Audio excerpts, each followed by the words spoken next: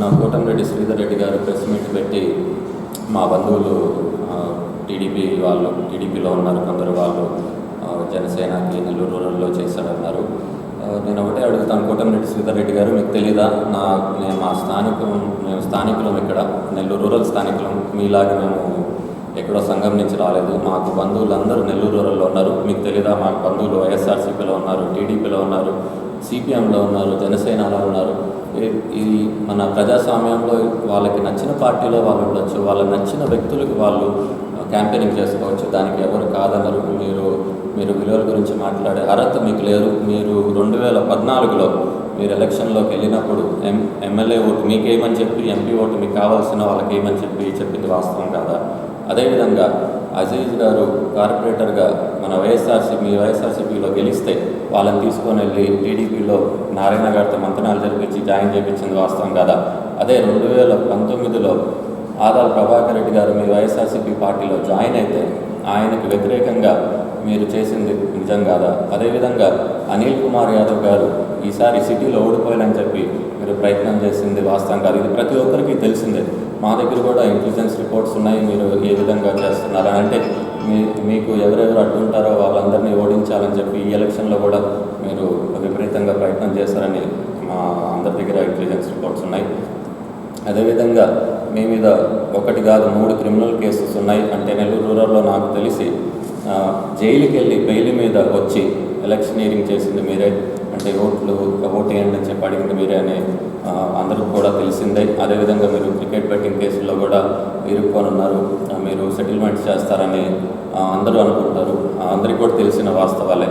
అంటే మన సమాజంలో కూడా మంచి నాయకులు కావాలని అందరూ కోరుకుంటారు. అంటే మీరు ఈ 5 సంవత్సరాల్లో కూడా చేసింది ఏం లేదు, ఏదో మురుగు కాలంలో దిగినట్టున్నారు, రోడ్ల మీద కూర్చున్నట్టున్నారు. అంతేకాని పరిశ్రమలు తీసుకురాలేదు.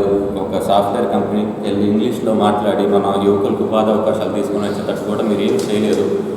ఆ చేసే అవగాహన కూడా మీకు లేదు. మీరెంతసేపు మీ స్వార్థం రాజకీయాల కోసమే చేస్తున్నారు.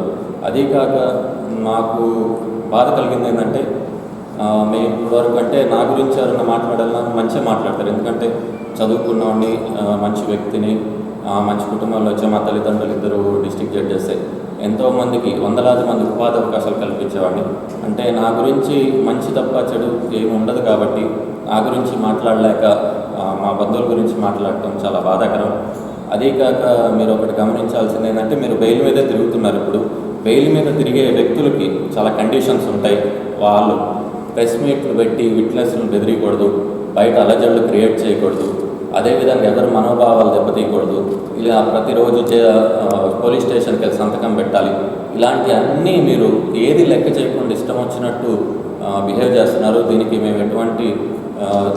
మేము సమర్థించము దీన్ని. ఎందుకంటే మన సొసైటీ కానివ్వండి, నెల్లూరు రూరల్లో కానివ్వండి, అందరూ కోరుకునేది ప్రశాంతమైన వాతావరణం, అభివృద్ధి. దానికోసం మేము కృషి చేస్తాం.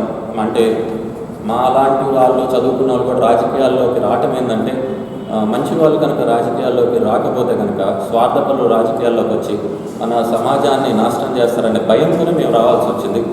మాకు తెలుసు అది ఎంతో కష్టము. మీలాంటి రాజకీయ దురంధరులను ఎదుర్కోవాలన్నా కూడా కష్టమని. కానీ మేము భయపడము. ఎందుకంటే మేము జనసేనలో కానివ్వండి, పవన్ కళ్యాణ్ గారు కానివ్వండి, మేము ధైర్యంతో వచ్చినాం ముందరికి. మేము అదేవిధంగా ముందరికి వెళ్తాం, విస్తృతంగా కూడా ప్రచారం చేస్తాం. రాబోయే రోజుల్లో కూడా ప్రతి ఒక్కరూ సహకరిస్తారని చెప్పి కూడా కోరుకుంటున్నాం. అదేవిధంగా ఈరోజు బెయిల్ క్యాన్సిల్ చేయాలి అని చెప్పి ఒక పిటిషన్ను కోర్టులో సబ్మిట్ చేయాలి పోలీస్ వాళ్ళని చెప్పి ఎస్పీ గారికి కూడా వినతి పత్రం అందజేస్తున్నాము. అదేవిధంగా కలెక్టర్కి కానివ్వండి, మన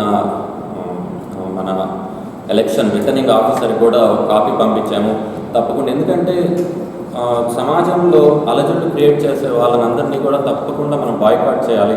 లేకపోతే మనం ప్రశాంతంగా బతకలేము. మనం నిజమైన అభివృద్ధి తీసుకురావాలి. ప్రశాంతంగా బతకాలంటే ఎవరైతే సంఘ విద్రోహ చర్యలు చేస్తారో వాళ్ళందరినీ కూడా బహిష్కరించాలి. దానికోసమే మేము పోరాడుతూ ఉంటాము. అదేవిధంగా యువకులు కూడా ఉపాధి అవకాశాలు వచ్చేటట్టు కూడా పోరాడుతుంటాము. రేపు వెళ్ళి ఎస్పీ గారికి అప్లికేషన్ ఇస్తాం. అదేవిధంగా ఇక్కడ చర్యలు కూడా తీసుకోకపోతే తప్పకుండా మేము డిస్ట్రిక్ట్ కోర్టు, హైకోర్టుకి వెళ్ళి బెయిల్ క్యాన్సిలేషన్ పిటిషన్ రివ్యూ చేయమని చెప్పి కూడా తప్పకుండా మేము కోర్టుని ఆశ్రయిస్తాము. ఎందుకంటే బెయిల్ మీద తిరిగే వాళ్ళు చాలా జాగ్రత్తగా ఉండాలి. అలాగే లేకుండా ఇష్టం వచ్చినట్టు అలజడులు క్రియేట్ చేస్తే ప్రశాంతమైన వాతావరణం ఉండదు. అందరూ భయభ్రాంతులతో బతకాల్సి వస్తుంది. అలాంటి ఏమి లేకుండా ఉండేటట్టు మేము ప్రయత్నం చేస్తాము. అదేవిధంగా రాబోయే రోజుల్లో కూడా జనసేన కార్యక్రమాలు విస్తృతంగా ఉంటాయి. మీకు కూడా అంటే జనంలోకి జనసేన అయిపోయింది. ఇప్పుడు జనం కోసం జనసేన కాన్సెప్ట్తో మేము అందరం ముందరికి వెళ్తున్నాం. ప్రతి ఒక్కరు కూడా ఆదరిస్తారని చెప్పి కూడా కోరుకుంటున్నాను. జై హింద్, జై జనసేన. మరిన్ని న్యూస్ అండ్ అప్డేట్స్ కోసం 123 నెల్లూరు యూట్యూబ్ ఛానల్ను సబ్స్క్రైబ్ చేసుకోండి.